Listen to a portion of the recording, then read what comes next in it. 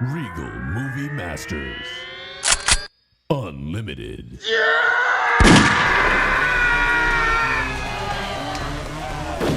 This is the Regal Movie Masters Unlimited podcast where we indiscriminately watch every goddamn movie that comes out at the local theater. Your movie masters today are Christine. Hi. Brent. Hello. Dylan. Hello. And I am Colin. We got 4 films on the docket here. You ready, everyone? And they're going to be tackled in this order. So be prepared. We got She Came in the... Keep it.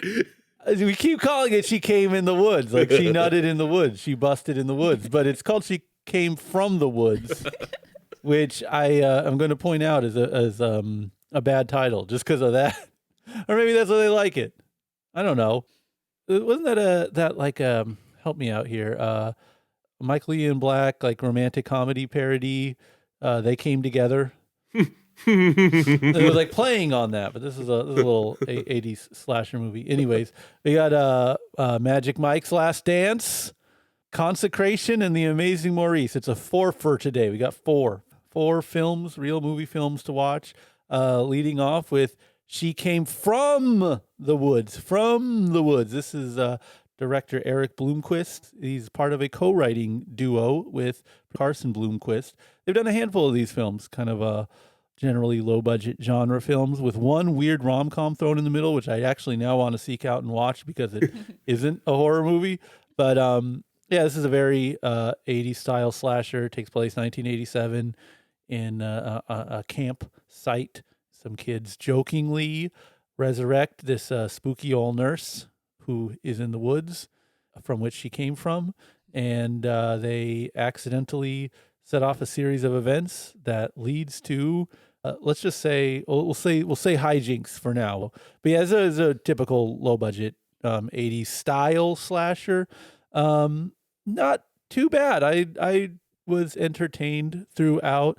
I generally don't love these kind of movies, if only because, I don't know, I think there's enough of them from the 80s that you could actually watch, and enough that I haven't seen from the 80s that I don't really need new ones made like this. But this one wasn't super offensive. Like, hey guys, want to go to the mall? Thriller just came out. Do you guys see Back to the Future? Anyways, like, it's not super dialed into the retro 80s thing. In fact, I kind of don't know why it was taking place in the 80s. Like, was there a reason for it? Maybe the phone issue? Sure, but the whole thing is They made fun of that, though. They said there's only one phone in the entire property. Right. Yeah. But the whole thing is that we just accept that this demon nurse witch lady that has been resurrected, like, takes out electricity and stuff, right? Mm-hmm. So we don't have a problem just giving her... Well, she could have taken out a cell phone. Why not? And they're like camping, so they could be in the middle of nowhere and no service or something. Like, Sure. There could be ways around it, I guess. Yeah, and it just doesn't... I don't know why they decided to make it in 80s. Maybe because there's an audience for it. Yeah, it's cheap. It's cheap. I don't. This is why I don't like it, because it's like some other extra gimmick to add. But I will say, to this movie's credit, I think there is a like the best horror movies. There is like a core issue underneath it all, which is like this idea of family secrets and generational secrets. I can't think of another word for it. But a dark family secret that generations down the line, because it's never discussed, turns into this problem that they can't handle. And I want to really give it credit, especially in the script department, for, like, instead of just having a real mindless slasher, there is some core issue at play. The death scenes were on par. They were fine. And, there's a cool, I don't think this is a spoiler or anything. Not that anyone listening is like going to be too precious about this, but like the nurse demon witch lady, she gets a bunch of children and drives them nuts, turns them crazy, kind of like Cronenberg's The Brood. Mm-hmm. It's underutilized, and I think kind of justifies having bad kid actors, which is pretty much all kid actors. It's like fun. They're silly. They're cute little kids in the first half, and then they're little psychos running around, kind of like zombies. So yeah, usually the people in the woods, they're just like one slasher guy, then running away from him the whole time. This time there's a horde of little kids, so it's a little twist. You get to have your cake and eat it too. You get a horde, and you get a single slasher. So there's some innovation here. And I didn't expect it to be like comedic, but it is. But it's not like jokes funny. It's just funny. There's just like ridiculous stuff going on. The jokes come from the characters making jokes. Yeah. Or just being ridiculous. Yeah, they take it seriously. Like the Dylan character. Yes. Who was just kind of like over the top, you know. Right. And said like Archetypal things. bully. Yeah, it's funny because we've seen these movies and stuff Right. before. And then stuff with little kids running around where it's like, I guess it could be scary, but it's mostly just funny and they know what they're doing. I think the tone of the comedy, like if you had to liken it to something, would probably be something like Super Troopers, maybe. Sure. You know, like I noticed there was a lot of background comments. There was a few that reminded me of it. Like I'm trying to think of the scene where they say somebody's name and like just in the background you hear, yeah, nobody likes you anyway. Oh, yeah. That's very Super Troopers. Yeah, it has that like adolescent kids being kind of dicks to each other. Yeah. Feeling or coworkers kind of being dicks to each other. Yeah. And then the pizza guy when he comes up. Yeah. Right. The sign on the top. 420. 420 6969. Yeah. The So phone you number. know you're dealing with highbrow stuff. That's a number for Yeah. the pizza delivery place. Yeah. Dylan, you like this one? Yeah, I love camp movies, and I like witches, and I love it when listen, guys, I've said this once, I'll say it again. I love violence. And I love I love watching people get set on fire. I love it when they get their head smashed in. There was a lot of that. Oh, not a lot of that. There was some of that. And I gotta say, I wasn't. I expected this to be all serious and going in like a bunch of pop-up scares, like all the witches right behind me, isn't she? And then she's like, her face is right in the screen. You're like, God damn it, screams. But it was good. I gotta say though, Dylan had the better choice in girls out of the whole movie than the anyone bully? else in the fucking film. Yeah, but El Riz. Elriz, but I'm just saying, the 2 out of 6 girls, he picked the right ones. Fair enough. I guess it was the 80s. I don't know. It's different. Yeah, he was pretty extreme too. And I was really curious about their ages because there's the Dylan character and they say he's... Pushing 30. How could he be that old? And then there's the guy that sets off this whole chain of murders. Right. This is the only one that doesn't make any sense. That's actually the director-writer. The guy? Yeah, the Okay. guy, the He first plays guy Danny. that Yeah. throws the stone in the face. Yeah. Whoa. Yeah. Well, he looks like 40. Yeah, it's because, I mean, you could argue that he doesn't need to put himself in the film, but at least he killed himself first. Yeah. Well, it's a camp. They're camp counselors, so it's Yeah. not the same as like high school kids where you're blocked in with an age. It's a good gimmick, like where you can be any age you need to be technically in there. It's like you start as a camper and then you dig it so much as time goes on. Once you're of legal age to be an employee, you start working for the camp and then you can just keep rocking it. So Plus, if it's a family business, you're more inclined to have longer retention of seasonal employees. I made that up. I don't know if that's true.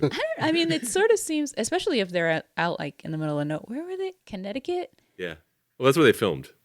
I think it may have taken place in Maine, but don't quote me on that.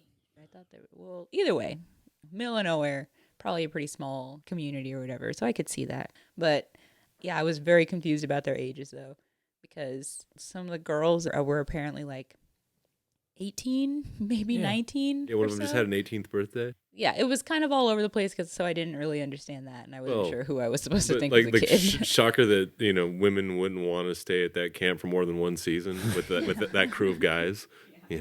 I was confused, what I was supposed to be Right. seeing, and how I'm supposed to react to how they are acting as humans. Maybe that's why it needed to be in the 80s, so you don't have to be too, for some reason, if something's set in the past, you're like, oh, it's whatever. It was different times. Yeah, different. Yeah, that guy's hitting on that teenager. Well, Yeah, good point. people didn't live as long back then.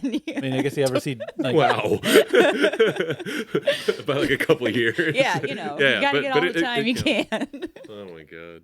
Yeah, I was having a hard time locking in with how aggressive some of the people were acting. Right. Like the youngest son felt like a Skeet Ulrich style, from Scream, just super over emotive, and it that took away from the film in a way for me. Yeah. I did like the Dylan character just being a total prick. That worked for me. But yeah, like I didn't feel like they were all kind of on the same page in terms of how they were. Yeah, very different acting styles. Yeah. All thrown in the same movie. Some people were cartoonish, fun kind of, and then other ones just like the girlfriend, the redheaded girl, is very like serious, you know, throughout the movie, and the mom and the dad, and then you have like the cackling witch Yeah. character, Classic model witch. yeah, Cackle doesn't and all. speak, just cackles, and then the kids being little kids that like eat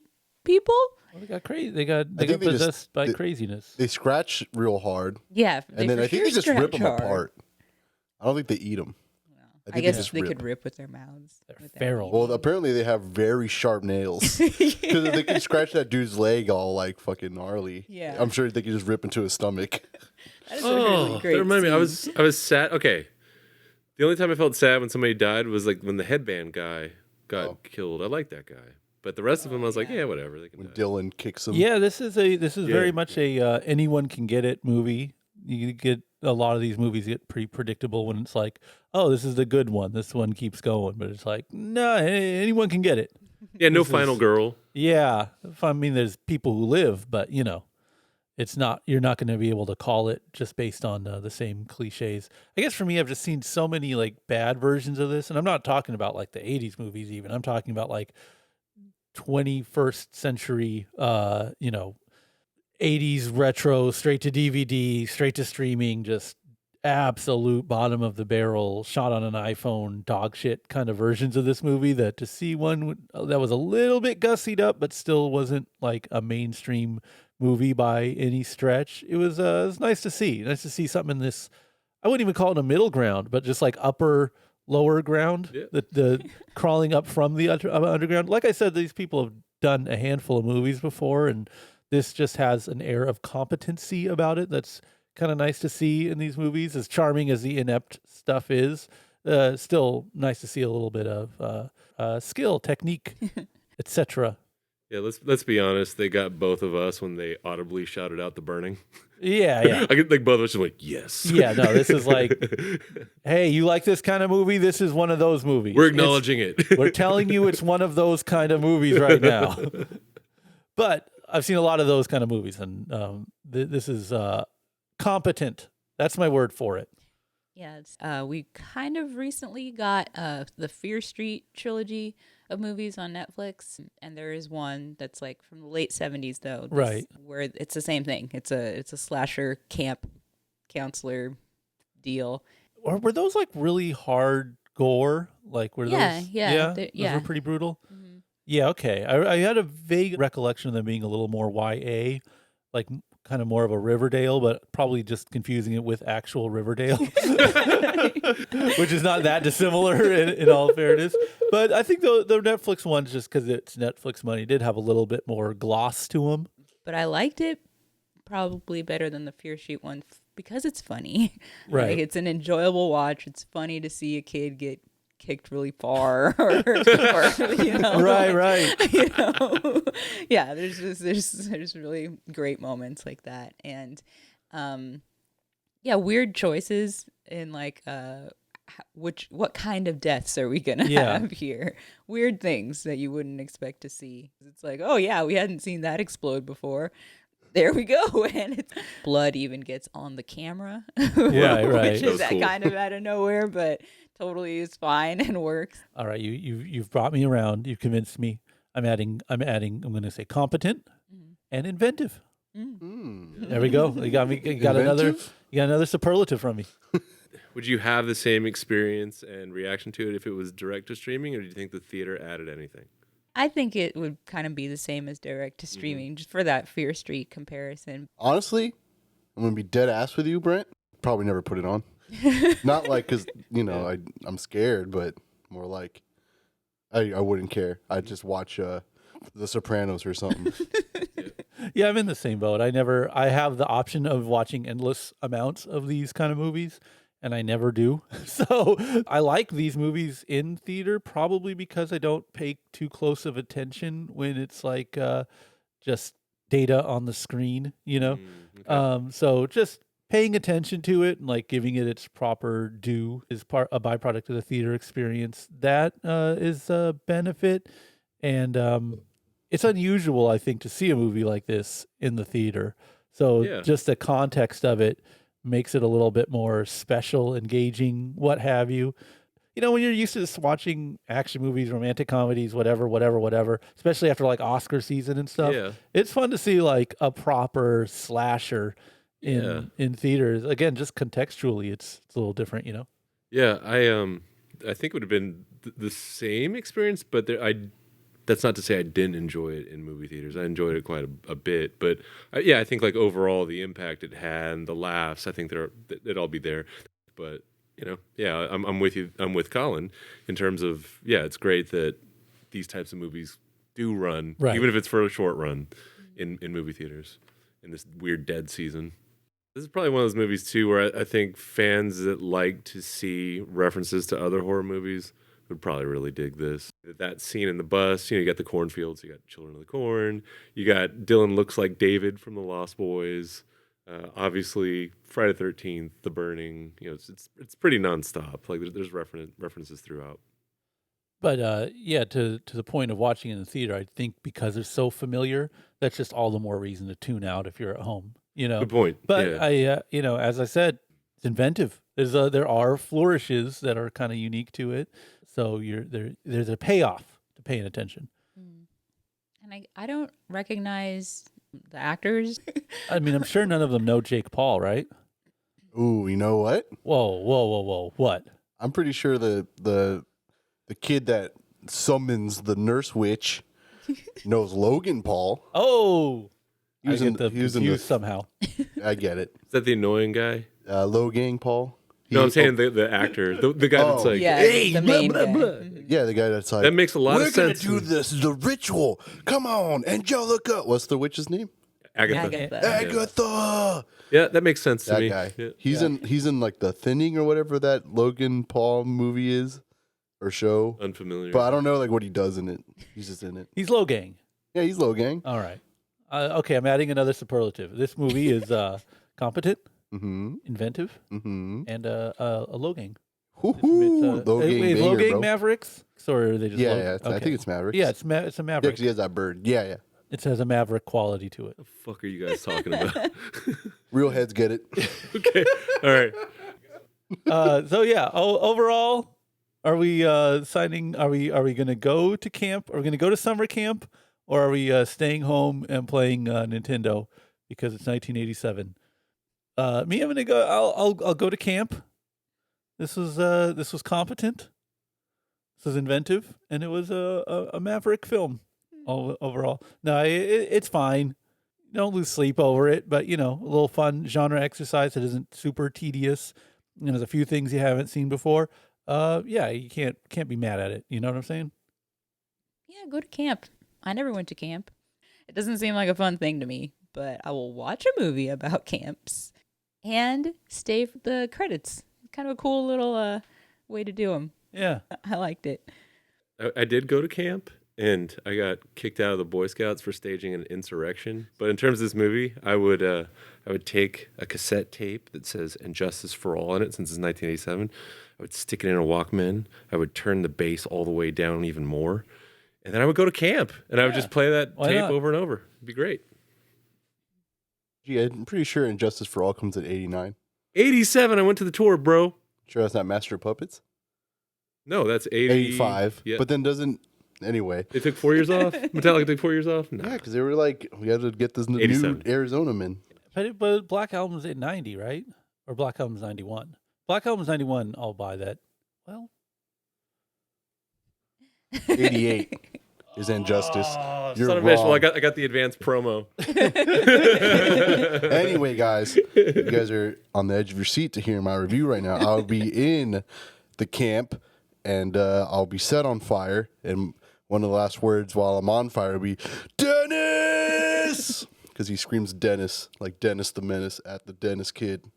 That was cool. Was I in the theater when that Weird happened? I don't Yeah, remember that at all. when Dylan gets set on fire, he screams, Dennis, and he's on fire. I have a theory. yeah, 'cause I have a that theory. was good. When a character shares a name with you, you pay more attention to what that character does on screen. Not really, but like, I don't I was disagree. more upset that the guy's name was Dylan, and I was like, that I was could the tell. guy. It was so funny. But I just liked how he screams Dennis on fire He's like like, that. I'm gonna get you while he's on fire. Yeah. What an absurd scene. I know. I like Yeah, it. he doesn't even die from being on fire. And then No. then he touches that girl's like chest, and he's like, ha ha ha ha. And then she kills him. Awesome. Yeah, there were some good punk ass little kids in this movie. I think that's secure because the problem with kid actors usually is they're a little too saccharine. Serious and- Yeah. Save What do you me, mommy. mean? Yeah. Make them act like dickheads, and then it's fine. Even if they're not doing it great, you gave them good material to work Yeah, give with. the kid with crutches some naughty words to say. Yeah, it works out. Yeah. I'm gonna switch it up here. I gave an order earlier, but we're on the horror camp. We're on the horror train. We're gonna keep going with Consecration, directed by Christopher Smith, a British director. Stars Jenna Malone, and it is a tough to figure out what it's about exactly. Old Jenna, who's probably doesn't like being called old Jenna. Is there only one person in this movie? Yeah, No, that's it. No. Her brother dies of mysterious causes. She goes to investigate the death, and in doing so, he dies while he was investigating a coven. No, wait, what do they call him? Coven. He's a priest. Okay, you know what? Justine, you take it. My synopsis is going to be Oh, kind well, of dog shit. there's a non-religious optometrist. Secular optometrist. Her brother is a priest and he has died. So she goes to learn about the death and deal with his affairs. They said it was a murder-suicide, and she's like, no way. So she uncovers some weird goings-on at the... Convent. It was a But convent. he was there. Oh, he was just investigating a relic that was supposed to be at that church and then died under mysterious circumstances. So then she goes to investigate and there's weird stuff going on. She's seeing things, Creepy nun movie. kind of. They're not that creepy. No, they're just nuns. It was very very paced, Mm-hmm. very atmospheric. Mm-hmm. It's in Scotland. So I like a good. I mean, hey, we saw this in Banshees of Inisherin, which is also just big old roaming, soggy United Kingdom countrysides, mossy green, murky Yes. stuff. It's this is a very atmospheric film, very visually very nice to look at. I don't think there was a single shot that was bad looking. Yeah, all their color correction efforts Yeah. paid off, I'd say. Kind of a convoluted plot. Absolutely convoluted. That should be the name of it, convoluted. I'm glad you guys kind of had this issue with it because I felt a little dumb too after watching it. I was like, all right, so she was the person. Yeah, so in her you don't past. think it's going to be convoluted. You can definitely follow along It starts, yeah. until the Linear end. for a while. Yeah, I was in the same boat as Colin, and I think both of us were stumbling through the parking lot going, are we just really dumb or was that really messy? I mean, it could be both, but Yeah, but I looked online, which is always, Right. the way you solve these issues, and everybody had the same reaction. Okay. It's a very low-rated movie, and people are like, yeah, this is a mess. This doesn't know what it's doing. On and on and on. yeah, I mean, I wouldn't say it's a total waste of time. It's No. just, like I said, I really liked the atmosphere, really liked the pacing, really liked the look of it, like the feel of it. I felt like I was inside the convent with the nuns. There's probably some kind of person that, like, the way people are like, I'm creeped out by clowns, clowns are creepy to me. There's probably someone who's like, I'm afraid of nuns. And they see nun stuff and they go, That's why they keep making these movies. yeah. So if you're one of those kind of people and you like seeing the thing you're afraid of, this is going to really get you because, man, there are nuns.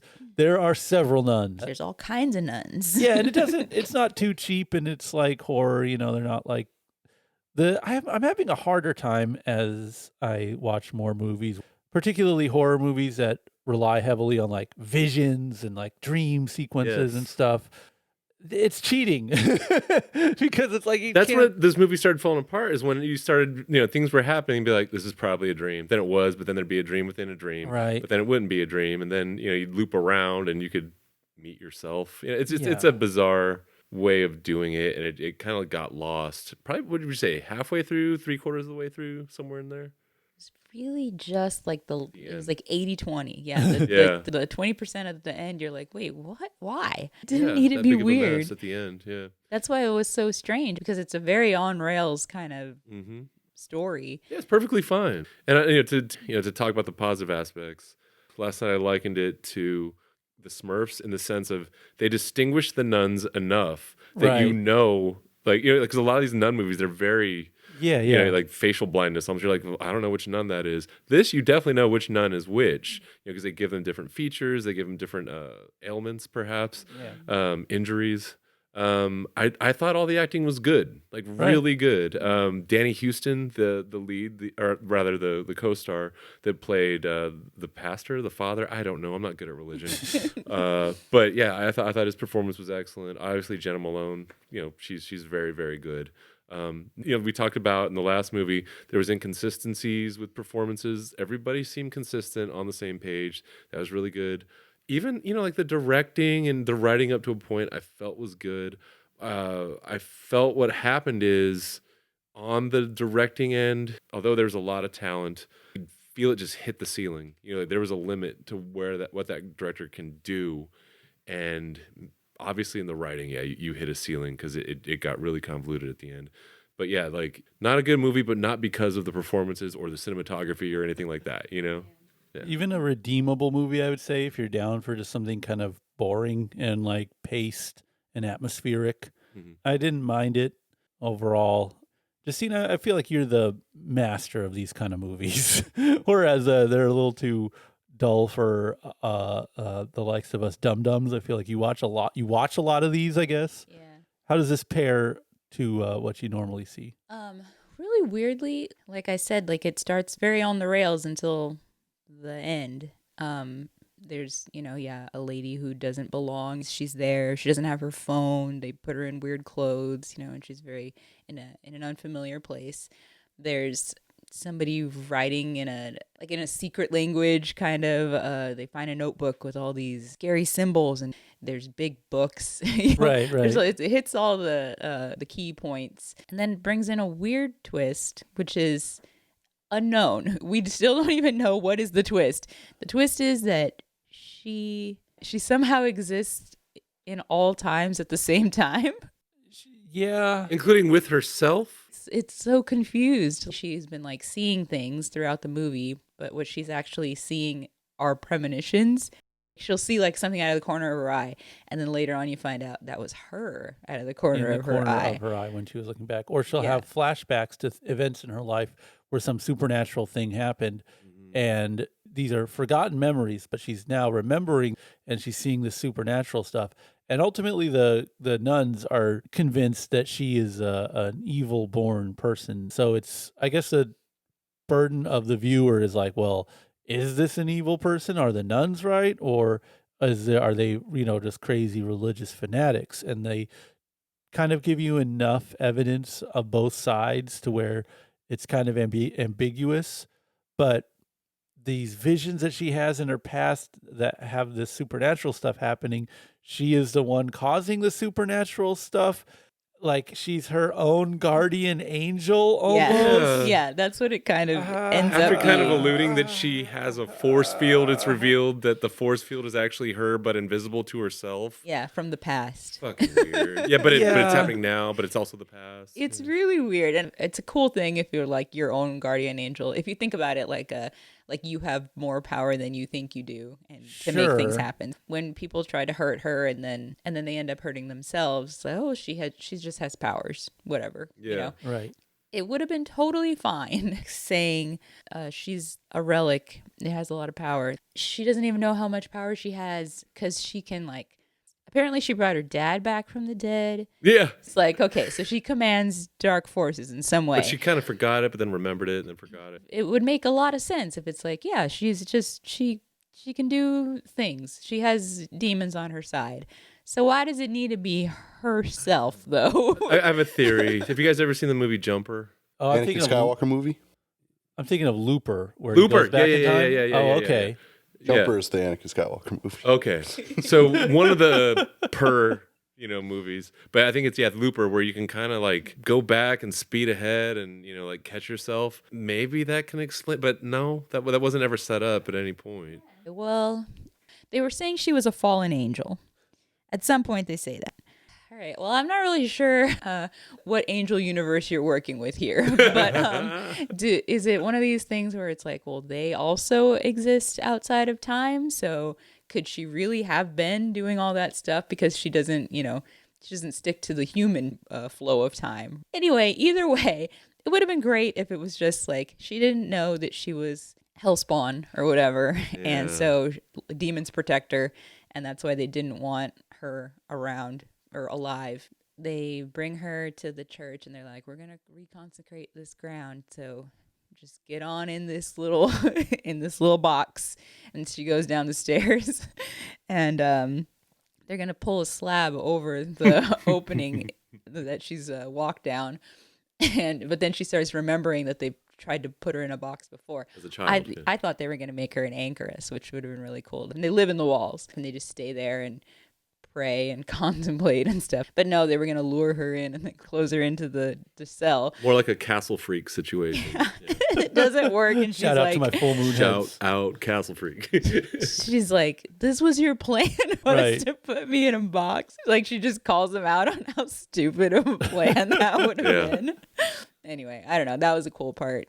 I liked all the nun stuff. They're cool. Scotland, cool. Yeah. Nuns flying off of the ruins of a church. Yeah, all the Cool. Oh, you're talking about that CG thing where they just Yeah, I like love fell it. at an odd rate? yeah, I think a lot of all the imagery actually. There's some pretty powerful stuff. So yeah, some good visuals all around. My friend Dylan had to work when we caught this movie last night, so I was so sad that he couldn't be there for this really powerful moment.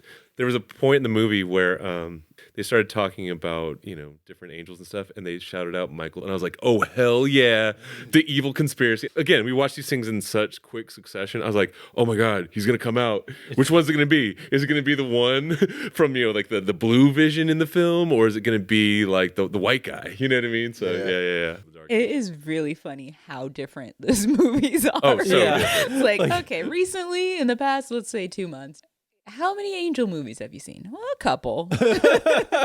Angels in the outfield. All dogs go to heaven. Yeah, The Naked Gun, where Reggie Jackson is plays for the Angels. one of which has a literal elevator to hell and a doom type demon guarding it.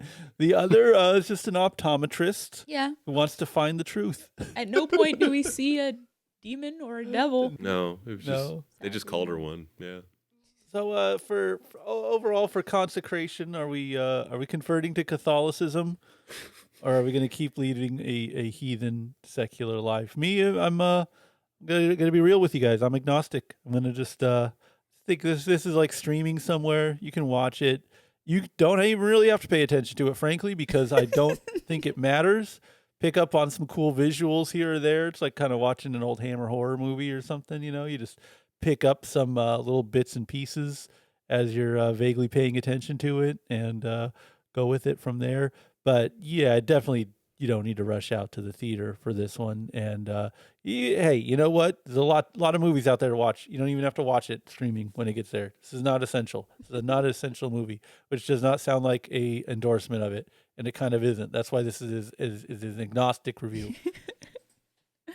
Yeah, I like these kind of movies, generally speaking. Gotta be honest, this one's kind of boring, though. There's not really that much that's new to see.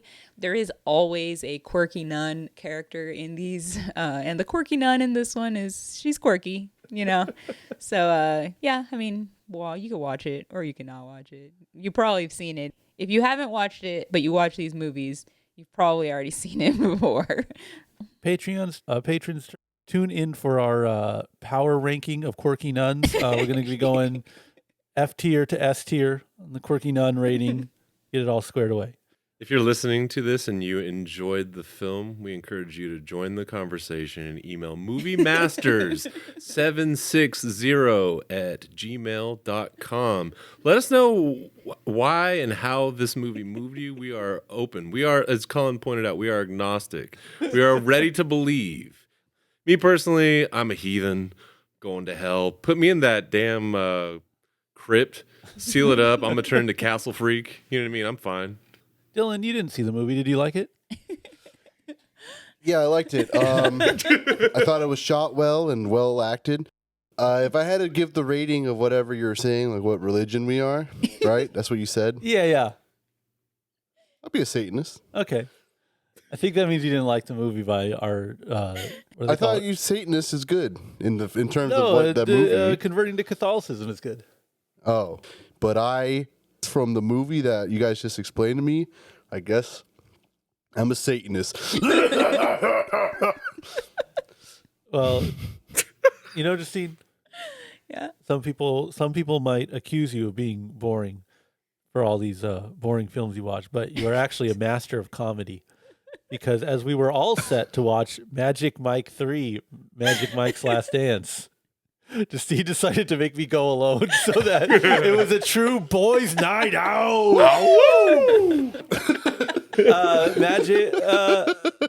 Magic Mike The Last Dance, a.k.a. Magic Mike 3 The Last Dance. A.k.a. Magic Mike The Last Tease. Yeah, The Last Dance. The Last Tease, The Last Dance. This is the third movie in the Magic Mike trilogy. I'm not believing for a second it's the last. Dylan, you saw Magic Mike 2. I saw Magic Mike Double XL before 3. I never saw 1. Okay, until recently, but Yeah, we'll get until, into that Yes. in a bit. Brent, how versed were you in the Magic Mike verse? I know women be liking those movies. That's all I know. Yeah. So my idea of what a Magic Mike movie would be is kind of like, I don't know, I guess sort of the way a musical is like some story going on in the background, but it's bursts of songs in between, and you're really kind of there for the song, and whatever plot is going on is something really light and in the background, and it goes along smoothly, and like song. That's what a musical is, right? Or a like softcore porno, like if it's a steamy, sexy detective and he's gonna like be solving a crime, and there's gonna be like steamy, sexy love scenes in the middle. I thought it would be like that, but except for steamy, sexy love scenes or musicals, it's just gonna be like shirtless guys wiggling their penis at you, and that's kind of what I was like hoping for. Yeah, it's kind of what I was like. Okay, this is what this is, because I'd never seen these movies before. These are weird fucking movies, is what I've learned. It is not like that. Oh, Scratch that from your mind. You and Dylan have seen all 3 now? Now I have, because I watched this movie and I was so thrown off by how fucking strange it was. And I'm not saying bad. I'm not saying like amazing. Yeah, just odd. Just odd choices throughout this film. The bare bones is our hero, Mr. Mike. He is off of the dancing circuit. He is no longer dancing. He's a bartender at a place in Florida. And Salma Hayek, she is at this place in Florida, and she has heard that he is a dancer, man.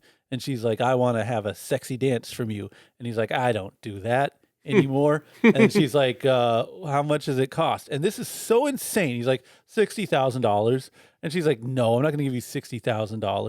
$6,000 is what I'll give you. And he's like, okay.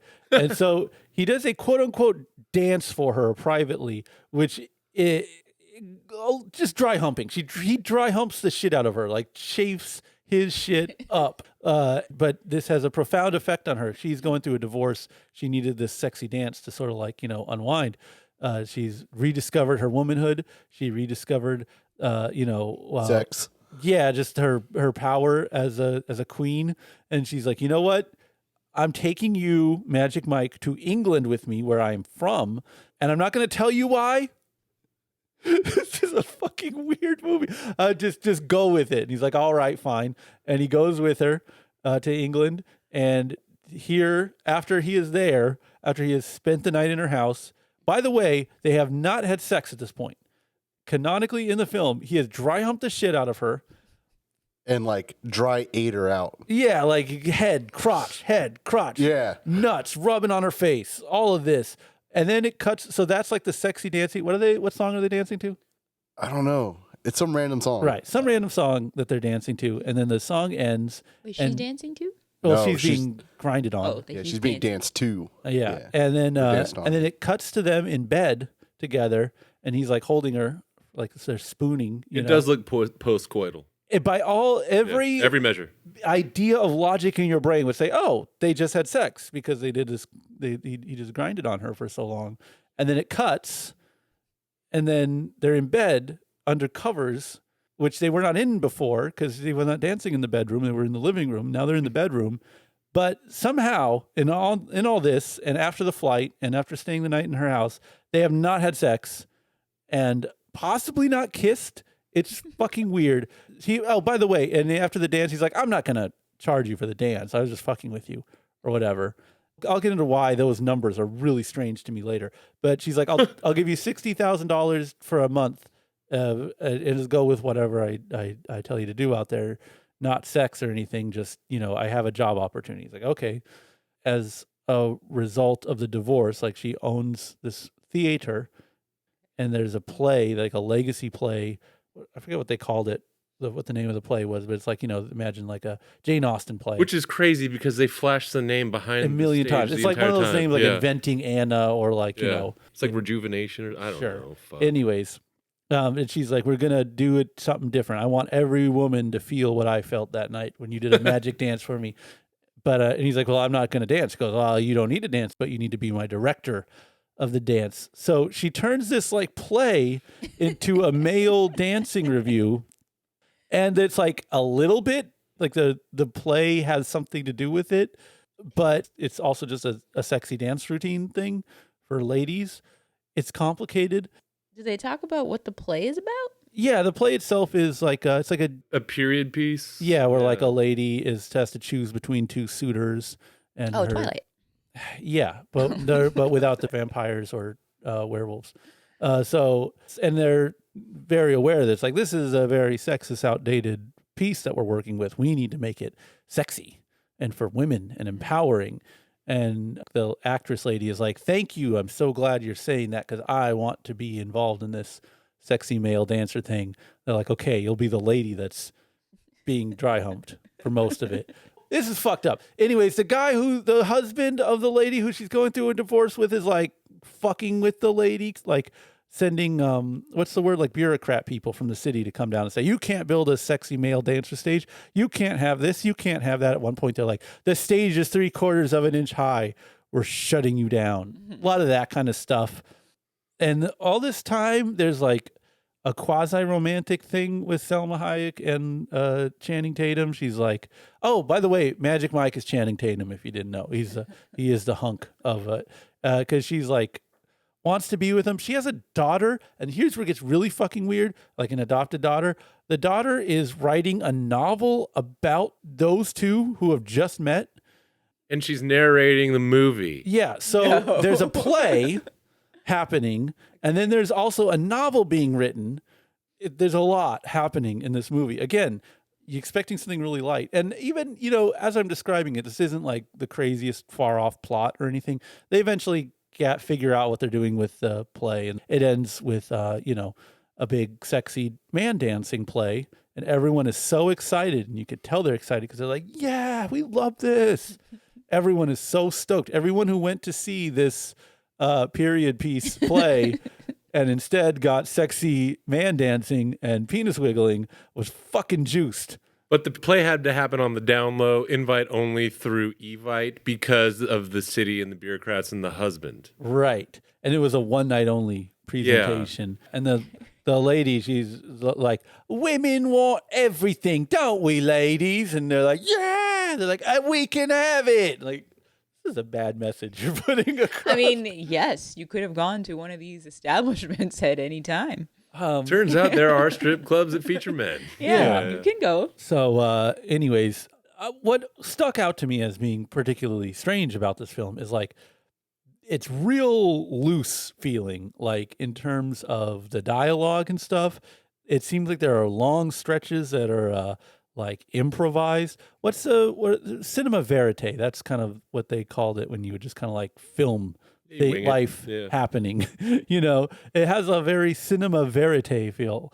The director, Steven Soderbergh, he does like the Ocean's 11 movies and shit. Like he just knows how to write regular movies. Yeah. He chooses not to, make it really regular and like beat by beat dialogue driven in the Magic Mike verse for some reason. And again, this only sticks out because it is in such stark contrast tonally to what I was kind of expecting from these films. Fellas, my fellow boys from my boys' night out venture. What's up? Am I crazy for thinking that this is like just tonally way off from what I was expecting? Honestly, as a man that's only seen the second one prior to this, I understood like where you're coming from, because like again, the promos at those times, even now, it's all about the dancing and the men, Right? and you're like, yeah, this is gonna just be like fucking dudes shirtless and like rubbing against each other or on women dancing. That's what you expect.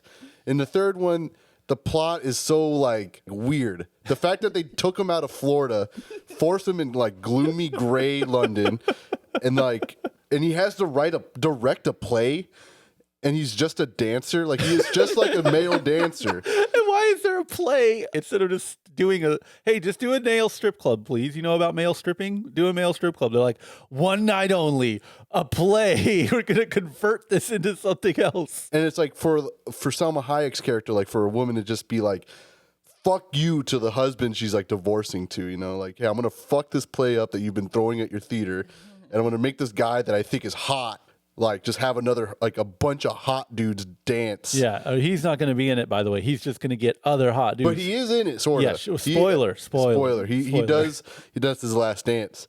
In the beginning, you think he does his last dance because Salma Hayek literally goes, "Did I just experience Magic Mike's last dance?"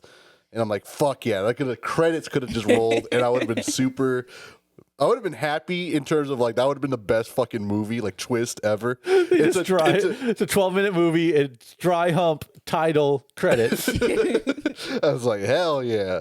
But I know what you mean. Like, again, all those movies, and especially after watching one, like immediately after 3, you would expect just men like dancing on each other. Right. But it's not so much that as much as like there's an actual plot and there's dancing around it. I think I now know exactly what I was expecting, which was like a Step It Up or like a dance competition kind of. Oh, okay. Because those run very like YA melodrama level. Plot is happening in the background, but huge dance sequences. Like, we are giving you what you came here for. You're here for dancing. You're not going to scrutinize the plot or acting. Like, that is background. Here's the big stuff. But again, it is just very tonally not like that. Well, I didn't see the movie. I remember the phenomenon surrounding the first movie, and I remember the people that were praising it. Like bridal shower kind of. Like, yeah. So because I had that frame of reference, I didn't go into it expecting maybe what you were per se. I didn't expect it to be like a Step It Up. I knew that it would be structured more like a pop song where it's just like big chorus, but then the verses don't matter. You know what I mean? Right, it's just kind of like throwaway, whatever. So I saw the plot as verse, just throwaway nonsense that really didn't matter as long as you had like those big pieces where it's just like, oh look, it's a half naked guy gyrating. I assume that's why people go see that, just to see the gyrating, right? But if you were there for the gyrating, I feel like there's not enough gyrating. No, there wasn't. You're saying they're cheated. If that was all it's surprising that these films work as well as they do for people, because they're not really giving you as much penis wiggling as, say, a Step It Up is. Step Up. Step Up is Step It Up is the cheerleading one. Let's Bring It On.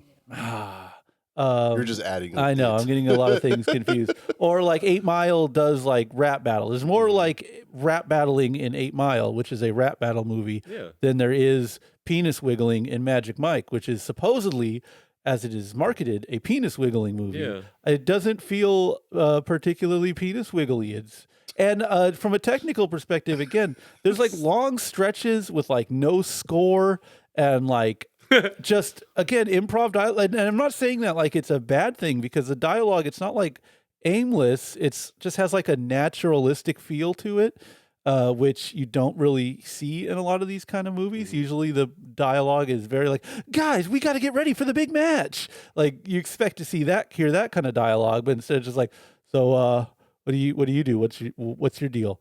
you know what I do, guys. You know, like You know what? I'll tell you what would have whipped this goddamn thing into shape. Colonel Tom Parker. If there was a Colonel Tom Parker, like older gentleman, kind of guiding the narrative and maybe giving guidance to some of the characters, this thing would have had all the penis wiggling in the world, and everybody'd be happy. I don't hate it for not being what I expected it to be. I kind of appreciate how fucking odd it is, and I don't know if I'm properly conveying why it's weird to me, but it does have a very weird feel, and I appreciate it being very weird. So much so that I had to watch the other two like immediately after. You're nuts. Yeah. I had the opposite reaction. I was like, I don't need to see the other two. I just needed to know if this was like a crazy like divergence from the franchise up until this point. They're like, fuck You needed to these watch. movies. You needed to watch two to confirm it. Well, That's great. I kind of like. I felt the same way. Like, is this like the like? You know what? Fuck it. We don't even care anymore. It's just kind of like funny. Yeah. Because it was funny. It was like weird. Like jokes were good. You know. And then like watching one, it's like. It's not what you expect either. Yeah, so one, you kind of follow this character called the Kid, who is like a young guy who works on the construction site with Magic Mike, aka Channing Tatum. And you, the viewer, you're connecting with the Kid because he's the outsider in this world. Channing Tatum's bringing him into this world of male strippers in Florida. And like there's kind of a romantic interest between Channing Tatum and the Kid's sister. And there's kind of some subplots like drug dealing and stripping stuff gone awry, but it's still, I wouldn't say especially like titillating. You know, it's not like there's that much of an emphasis on the sexy dancing. And that being the first movie, the one that launched all this, it's very odd to me that this had that cultural impact to where people are like, yes, more of this. Because it wasn't, or like, what was that, 50 Shades of Grey, right? Where it was like, oh, yeah. sexy stuff is happening on screen. And I haven't seen those movies, but I assume there was sexy stuff happening on screen. But like Magic Mike 1 is not that sexy. Dylan, how did you feel about Magic Mike 1? I think you had a more of a clear assessment than me on it. So in Magic Mike 1, I get why women would like it, because you see like Matthew McConaughey's butt and you see other guys' butts and like their abs, you know, they're all fucking shredded. Like I get that, but you in the movie that's like about 2 hours long, you might get 10 minutes of that total of all of that, while the other like 110 minutes are like drug plot, sister plot, I want to start my own business plot, other things that are not dancing. Doesn't resolve in like a very clear way. And I said to Colin, I said to everyone actually, I was like, this is very like Spring Breakers, where it's like it's funny, you hear Disney stars are like in bikinis and they're doing drugs in a movie. Oh, like that's crazy, that's funny. But then when you actually watch it, like what the fuck is happening in this movie? Why are they like in the James Franco gang and like what the fuck is happening? Why is there like 12 minutes of like screen time that's just a dialogue that feels like it's improvised and there's no music in the background? Yeah, exactly. And then when it does cut to music, it's really weirdly mixed.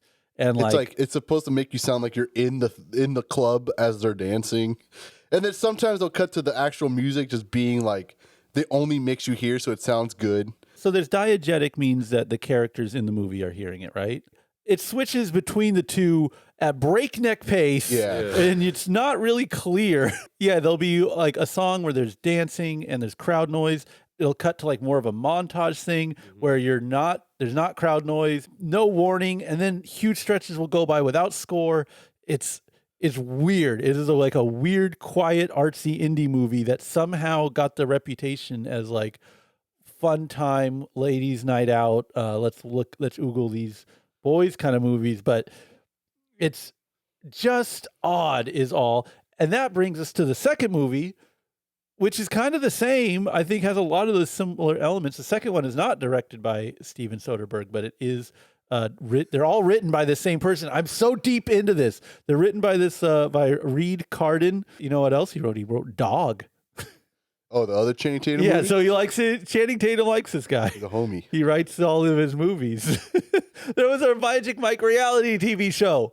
The Magic Mike's universe is bonkers. Anyways, Gregory Jacobs directing too? Yeah, different director. Mm-hmm. So Same Steven writer, Soderbergh starts it, then returns leaves, to it. and comes back, but it's written consistently by the same person.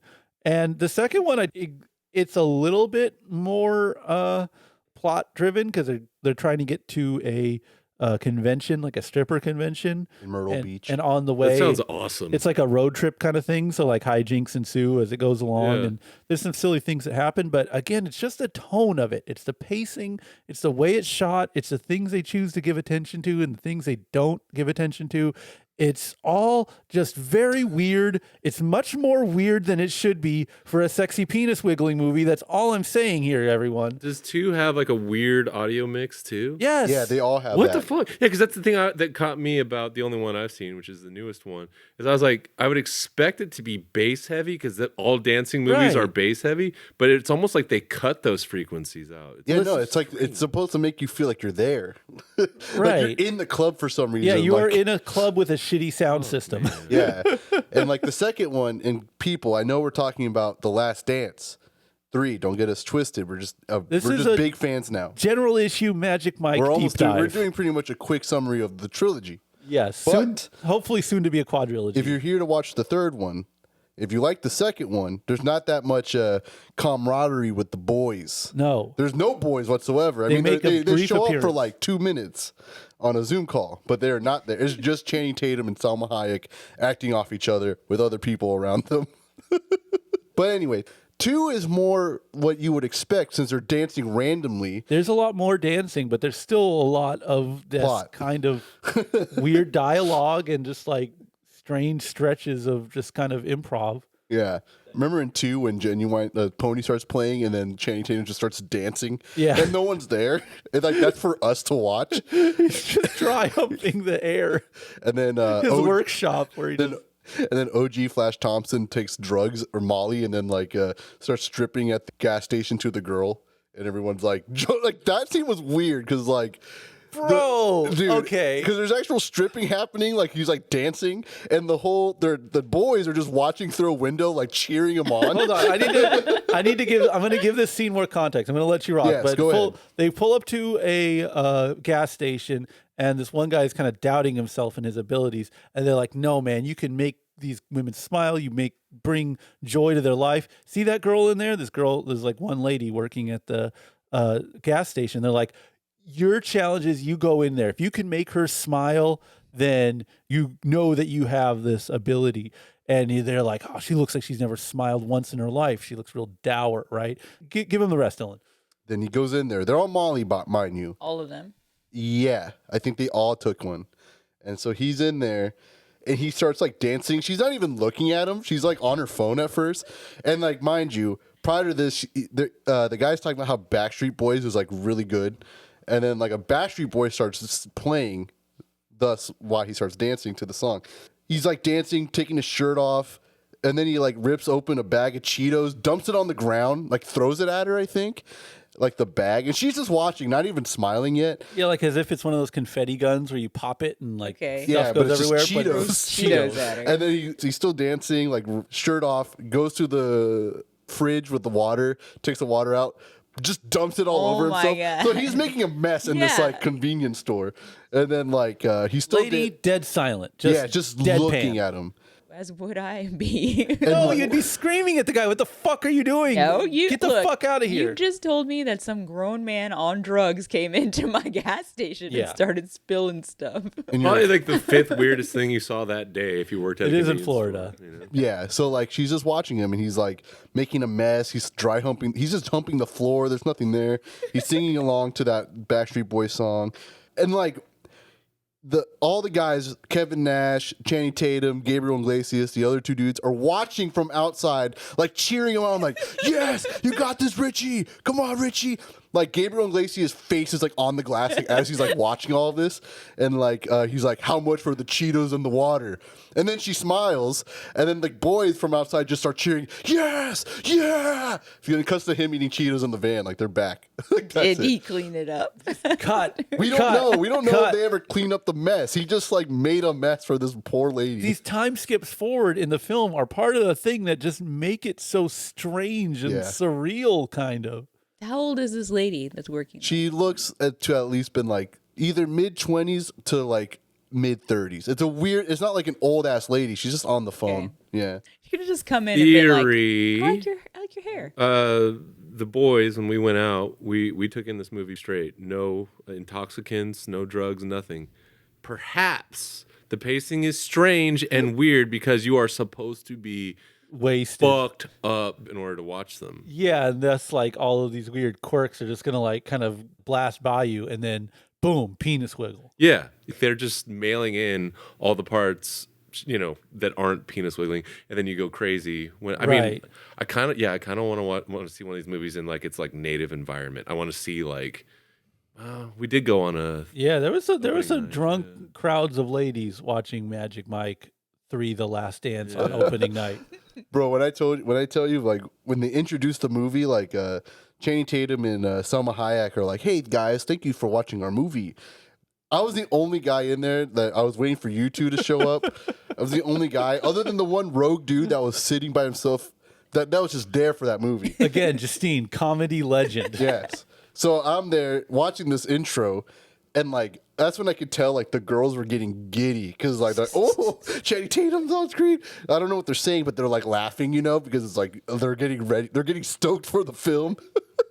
I mean, as soon as the movie starts, it's like they're not pulling punches because as soon as that happens, like he's probably in a suit for like 5 minutes. Then he starts grinding on Salma Hayek. So like I would say there's less dancing in this one, weirdly. Yeah, than or the you second see one. The second one, there's a lot more dancing in between Right. all three of them. Yeah, you'll see a lot of like random like street break dancers as they're assembling their like group together. squad. Yeah. Who's going to perform at the play? But they're So- not like naked. Yeah, they're not nothing. really sexy dancing. just- It's just like break dancing. Yeah, they're kinda. like, some of them take their shirts off, and that's like the extent.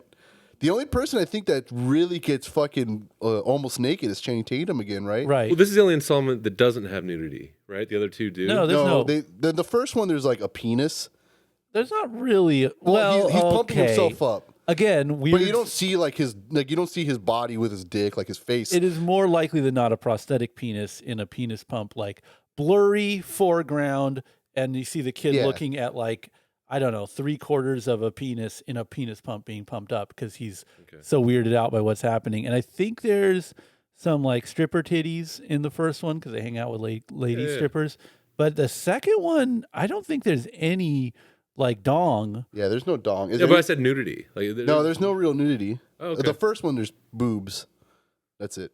Huh. Second one, it's more like guys' butts. Yeah, there's no Yeah. one hanging dong. And in even any of Matthew the trilogy. McConaughey's butt in the first one, you see his butt, but he's wearing underwear. Yeah, They're all wearing like clothes. no penis, no balls. Dylan's Anyways, commentary earlier reminded me at some point, we haven't done it yet. The closest we got was with the mean one. You know what I mean? Where you told me that the audience was going crazy and the theater was packed, right? Yeah. But when Dylan said, yeah, like I got there first, I was waiting for the other two guys. If you and I didn't show up, that would have been would have been a mean prank to pull.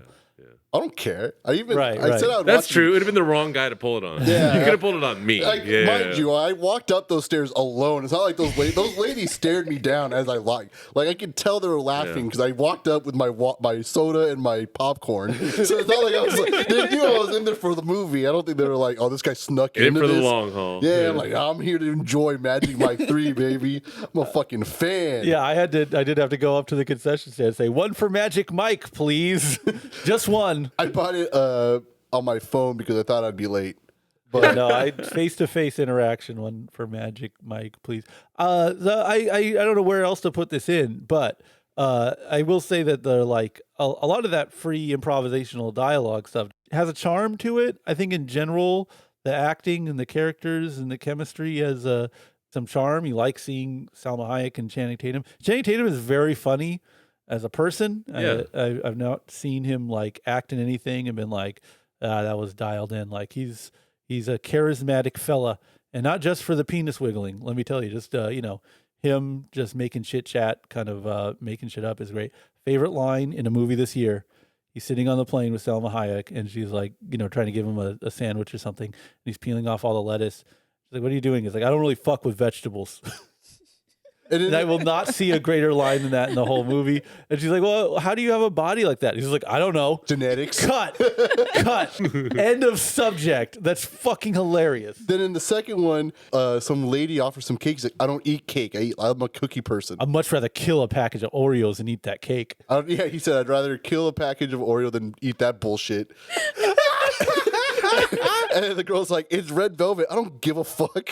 Yeah, there's a lot of swearing in all these movies, and it's so fucking funny. And it makes me think, like, because, all right, guys, everyone, I don't think it was mentioned. I saw the second one with my mom in theaters. So I don't remember much of it. I must have just been so, like, fucking creeped out, like, awkward with, like, being with my mom watching these. Because, like, again, there's more stripping in the second one.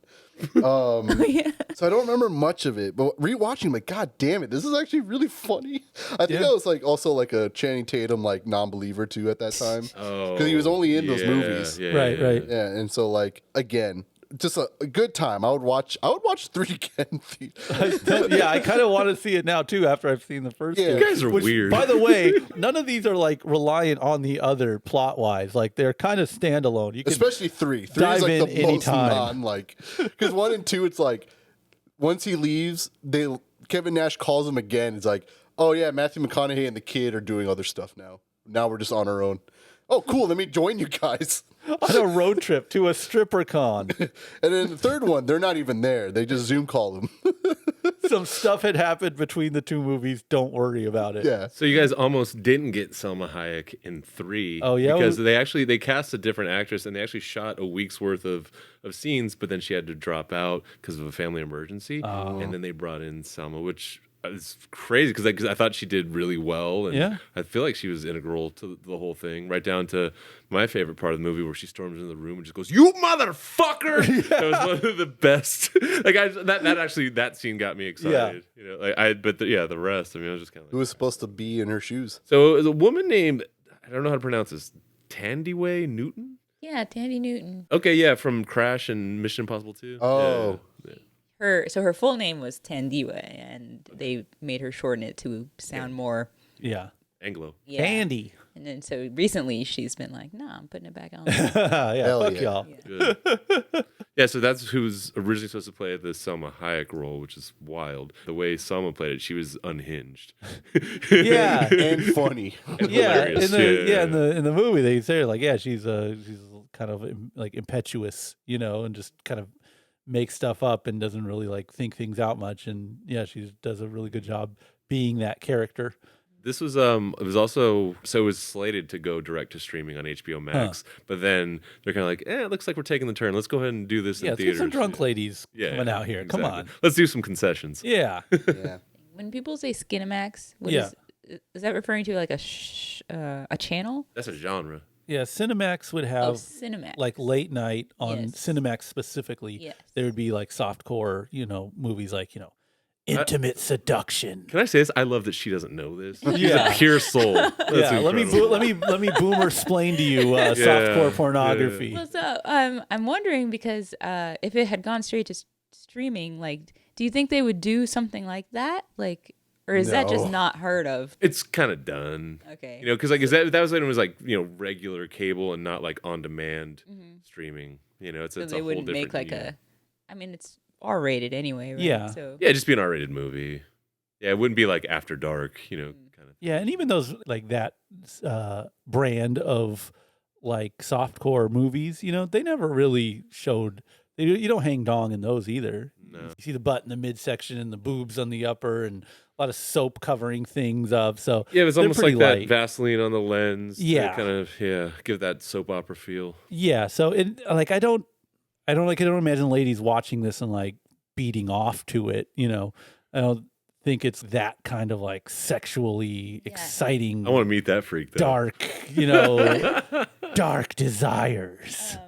yeah, because I guess the way that you were saying, like other movies, like Stomp the Yard or Right, whatever, they will find excuses to do the thing they know you Yes, came to see. absolutely. And this is like the opposite of that. Yeah, It doesn't- deprives you of it. It Yeah. doesn't really give it to you. I mean, in the end, it's like when they have the play, like there's plenty penis wiggling at Even you. that paced weird. Yeah, absolutely. And it's also like the daughter. The teenage daughter is like present while the penis wiggling is happening, and they're like, "Hold on, this is like a more explicit sequence. We're gonna take you out of the theater while this is happening." So there's penis wiggling, and then it cuts to the like waiting room where the daughter and their butler is hanging out in for no real reason. This is like, by the way, they are in the building. They're just not watching the penis wiggling. And so it's a weird thing to cut away from the penis wiggling too. Yeah, they take away more dancing. It's like they ran out or something. They didn't write enough. And also, like, choreograph. The play just kind of turns into a strip club. Like, the actual venue turns into a strip club. Oh yeah, right they all after. start dancing afterwards, like an after hours club. It felt like an award show too. It's crazy. It's weird. I like it. Fucking Channing Tatum's still buff, man. It pisses me off. Yeah. Did you say still buff? Yeah. He gonna stay buff. Yeah, I know. I'm sitting there eating popcorn and That's why. like, damn. And he He's just probably not doing too much of rubs that. it into your face too with the Oreos and not fucking with vegetables, like just being mean. I know. All right, so Magic Mike, are we putting the dollar bill in the G string of Magic Mike 3, The Last Dance, or are we just gonna stay home and read our Bibles? I if it wasn't clear, I am morbidly fascinated as of 2 days ago with this entire franchise. I don't know if I like it or not. I'm just fucking fascinated with it because it is so far removed from what I thought it was. I would say if you are like me, by all means, dive into this weird series of films that by no means should have ever been like a cultural phenomenon. It's worth watching, but I would say the third movie is similar enough to the first two where it's like, if you like those movies, you'll like this one. If you dislike those movies, you'll dislike this one. And also, neither here nor there, but it's kind of weird to see the male body sexualized in this kind of way. And I was like, oh, this is what it's like when there's like a women in prison movie and they just keep cutting to like shower scenes and stuff. I'm not like uncomfortable. I can look at, buff dudes gyrating and stuff, but it is just like, all right, I'm twiddling my thumbs right now. Oh, no, you weren't twiddling your thumbs. You were laughing. I was laughing because it's uncomfortable. For visual reference, it's myself, Dylan, and Colin packed into the very upper corner of the auditorium, just cackling. Yeah, because I'm watching something that is not intended for like a male eyes to see. No. Not straight male eyes at least. But I don't. Again, the different demographic. I'm not going to pretend to understand what gets these people off. But it's a kind of discomfort. It's not like ew, gross, discomfort. But it's like, what am I doing with my life? Discomfort. It's just like, boy, you don't see that every day. That is, they are really spending some time on that G-string there. That fella is quite flexible. This is they love doing 69 moves in the dance. Boy, those are his testicles very close to that woman's face, and she is enjoying this thoroughly. I don't know. That was like that's kind of like an uncommon experience. So like if you like to see something you haven't seen before or don't get to see often, you can watch some beefcakes get hornied up on the screen. It's interesting. It's a lot more interesting than I ever thought it would be. I don't think it's good, but I'm putting a dollar bill in the G-string with a very quizzical look on my face. And at the end of it, after seeing all of the different strippers come out and fairly, giving a $1 tip to all of them, I might go $2 in Channing Tatum's G-string because the man is Charm City, gives a stellar performance in all these, way more of one than he needs to, I guess. And so I appreciate the Magic Mike franchise for existing exactly as it is. What's the give $1 or go read a book? Yeah, you stay home and you read the Bible, or you go to the strip, or you tip the strippers $1. Oh, okay. You put $1 in their G-string. No, I'll go to the strip club. I'll tip them money. I'll throw like a bunch of ones on the ground, like at them. Don't know if they'll grab it. Don't know if they'll get it, but I'll still throw it at them. They were never going to charge you in the first place. Yeah. Some of these guys are working harder for those dollar bills than the other. Brent, what do you think? Well, given the options that you presented, I will stay home and I'll read the Bible. Not because of anything to do with this movie, but because I've been forced to watch so many religious movies over the last year that I want to know exactly what I'm watching and maybe be able to put some of the pieces You together. want to know what happens in the Bible? Yeah. Okay, fair enough. Yeah. I will say I really like the scene in Magic Mike 3, The Last Dance, Right. when they're trying to persuade Edna, and like she's in the bus. Oh and my all God. the dancers are there, and they just That was sick. And That- they just alright. dance at her, Okay. and she's like, "Yep, approved. You're Okay. good." This is a bureaucratic lady who's like trying to shut them down for making alterations to a historical building because they're extending the stage so that they can do their penis wiggles at people closer. And she's like, you can't build a fucking stage here. This is a historical building.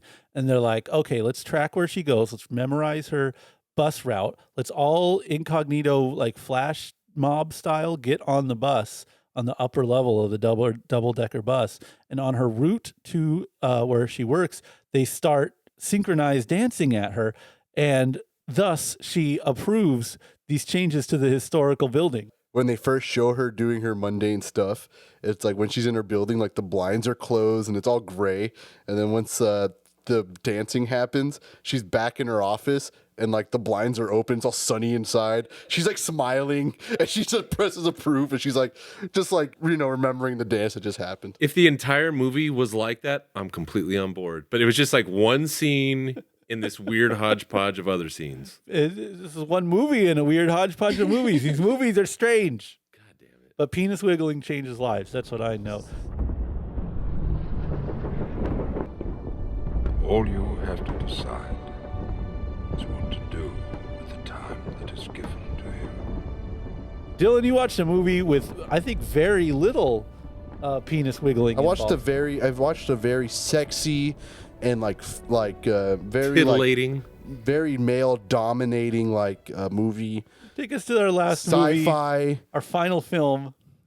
I watched The Amazing Maurice, a movie about a ginger cat that works a scam with the rats and some guy. What? Listen, guys, I kind of forced myself to watch this one during the day today, so it's kind of fresh in my mind. It's an animation film produced by like 10 companies that I've never heard of in my life. And, you know, that's fine. I'm here for the movies. I don't care. It's about a cat who can talk, who's friends with a bunch of rats who can also talk, and a kid that can play the recorder. And they go in every town and like scam every town saying that, oh, it's the Pied Piper and he's getting all the rats out of your town. Give us money. This is a rat, human, talking cat conspiracy. And the rats can talk. Everyone knows what the rats are saying. Like in the whole world? No. Oh. No, because they talk to the kids. Oh, you weren't there. You didn't watch it. Dude, as I say, that was No, so not, declarative. I'm saying not every rat talks in Oh, the yeah, whole I'm sorry. world. Not every This rat in is the a world. small group of rats who can talk. Yeah. For clarification, Colin, did you see the movie? No, but I watched Okay. a summary of it, and it is this is based on a Terry Pratchett book, and I fuck with Terry Pratchett, called "The Amazing Maurice and His Educated Rodents." Yeah, they say that in the beginning. I didn't know that. So these are these specific group of rodents are educated rodents. And I don't know why they don't just call it that because it feels more like a movie about the rats. I think because Anyway. they can't get the think rats, rodents would, like, rats turn scare people off? So this Yeah, is okay. the Fair classic bait and switch. That's fair. So yeah, it breaks the third wall. One of the girl that's in the movie is also at the same time reading another book at you. It's kind of weird because like she's telling you another story while the actual movie is happening. So let's say she's in the forest. All of a sudden it cuts to her in her room reading a book at you. Kind of like what's that movie called? Princess Bride? Yeah, like The Princess Bride kind of style. Oh, so everything in the movie has happened, and the girl has knowledge of it, and is in the book, and she's I think 'cause recounting the tales of it. So sorta, because the book is not the story that you're actually watching. It's kind of weird. I don't get it. Anyway, so like the animation, just to make this a quick summary. The animation's okay. I thought it'd be much worse, and it's not as bad. There's some scenes that are like whatever, but then there's some scenes that are better. But the story's okay. Like it's a kids movie. I'm not gonna sit there and be like, none of it makes sense. The animation's stupid. Why does the cat talk and the rats can? Apparently they all ate. The rats ate magic that a magician threw away, and they learned to talk and they learned how to read, and then the cat ate one of the rats and could talk now. Don't know how that translates into scamming, but I'll buy it. That's fine. And I don't know why a cat and rats would need money.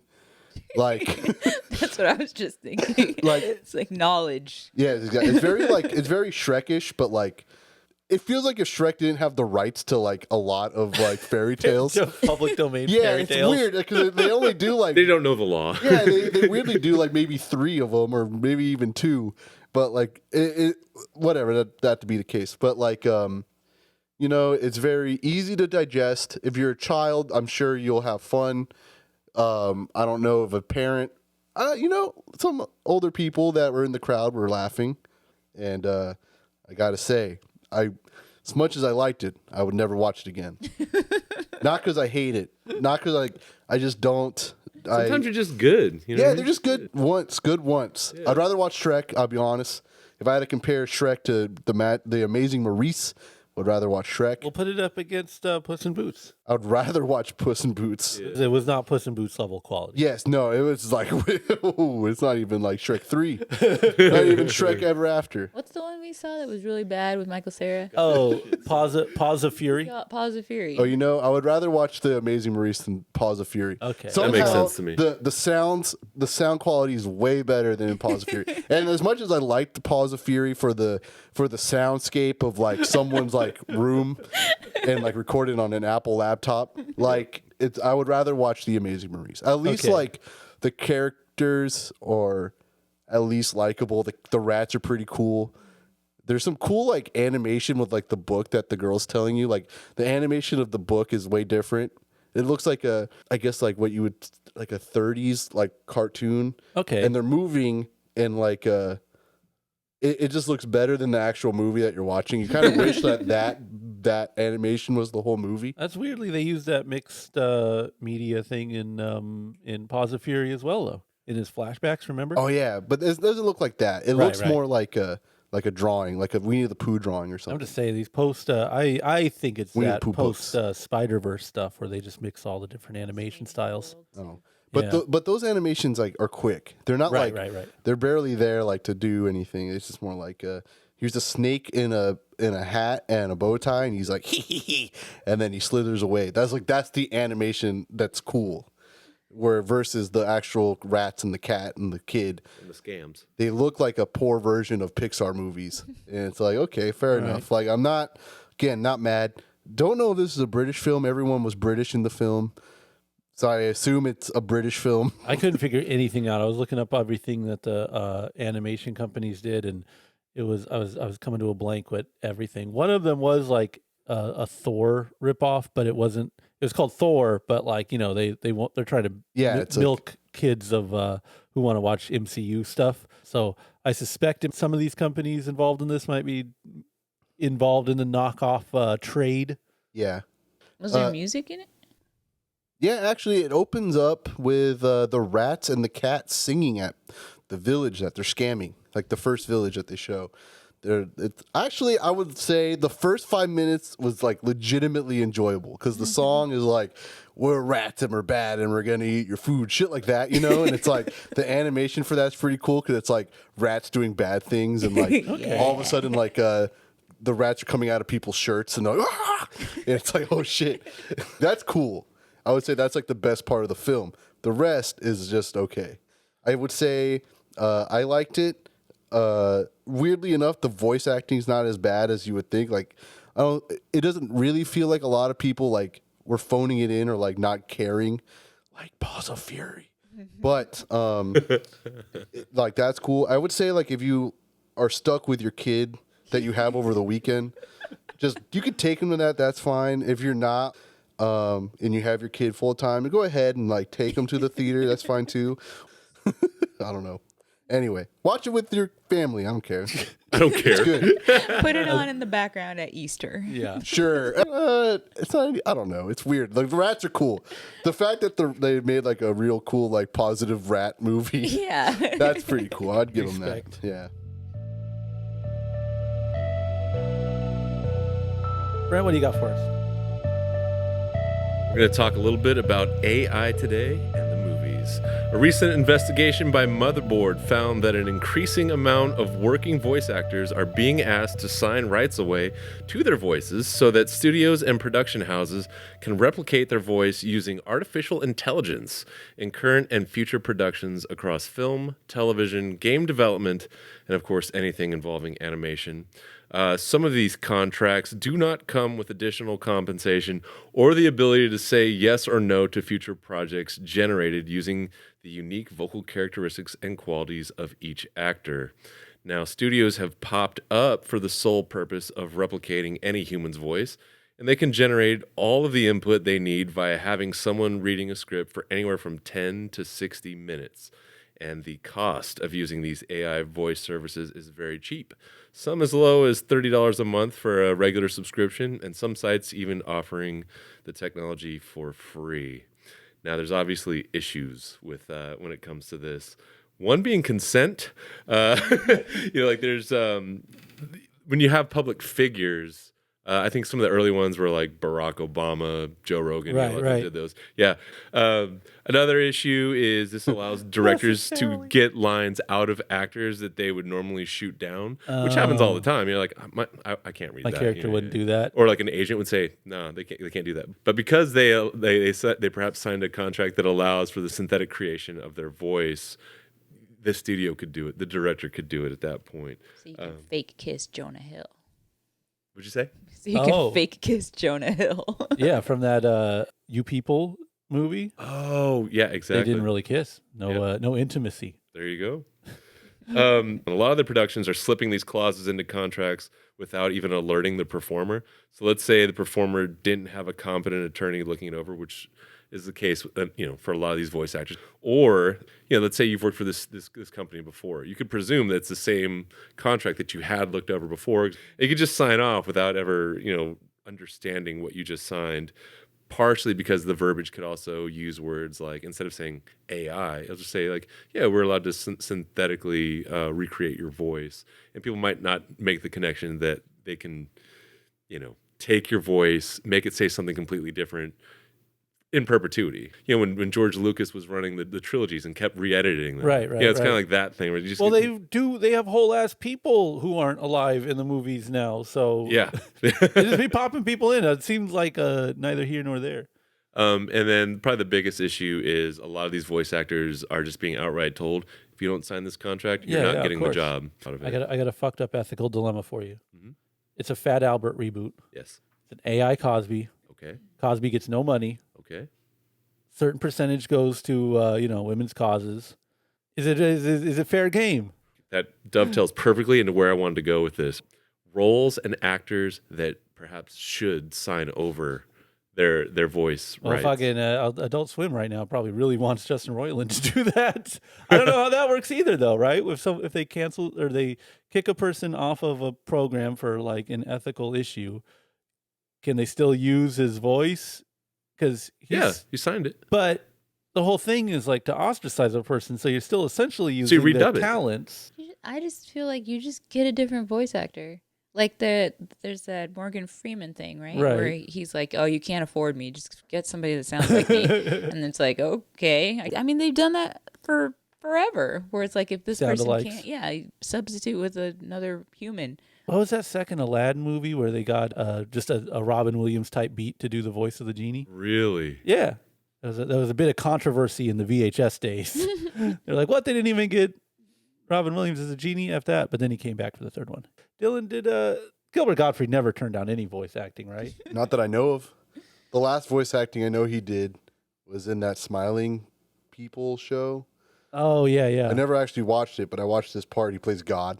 I was trying to remember if Iago in the movie was the same as Iago in the Gilbert show. Godfrey is the same, is the parrot. He'll take the knockdown. He's not skipping it. Okay, so he's put down enough on tape that you could absolutely replicate his voice in AI. Do you want him in the pantheon? No, because I don't give a shit. Because Gilbert doing a kid's show was always phoning it in. Yeah, so it's not having his voice or not having his voice. You're not really getting Gilbert. It's about like Gilbert phoning it in for like, what was some of his lesser known side characters, Dylan? Cyber Chase. Right. He plays like a fire alarm. He plays like the duck. He plays he does a lot of voices, especially like in kid cartoons. It's like he plays like a dentist in the Fairly Odd Parents. When he's doing those kind of gigs, Roles, yeah. you might as well be AI. It's just like the crazy voice you're getting. It's not like his acting ability, which is the other thing. It's like that the whole bit about voice acting and like why you have to be kind of really good to do that is there's acting involved. It's not just a recounting of a line. Like voice acting is a whole different kind of art form. Again, if we're talking about like getting, what do they call it in movies? Coverage, right? Like people walking away, adding ADR, isn't that what they call it? I mean, it's just going to end up being kind of stiff and rigid, I would think. Well, it's called fucking acting. It's like humans do it. Yeah, but I mean, AI is evolving so fast. At the same time, here's who I think should sign away voice rights immediately. James Earl Jones, just for Darth Vader.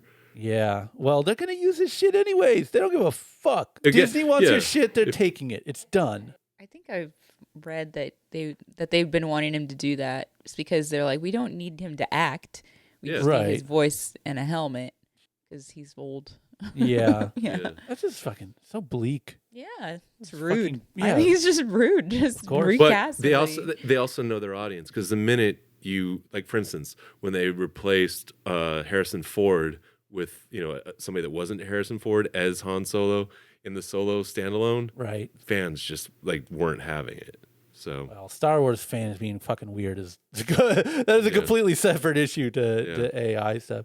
And it seems even if they streamline it and have some weird sweatshop, putting all this stuff together, it doesn't seem like it could be that much cheaper than just getting like a pretty good actor to voice something, All right, we're going to talk a little bit about AMC. The theater chain has soft launched something called Sightline. This is where customers are now paying different rates for different locations in the theater. Some of the seats up front are actually less expensive than their standard rate. And you can only sit in these seats if you are a part of their AMC Stubs membership. The middle seats now, those occur a premium upgrade fee where only members of the AMC Stubs Plus tier can sit without paying extra. So if you're in AMC Stubs, like the two bottom tiers, you still got to pay for the upgrades. And the upgrades are a normal ass seat. That's what we're calling an upgrade. It's a seat in a movie theater. Yeah. Now, the company claims it's based on the model for concerts, sporting events, and Broadway. Let's say you go to a sporting event. It happens once in your life. This movie, it's running at least 6 times a day.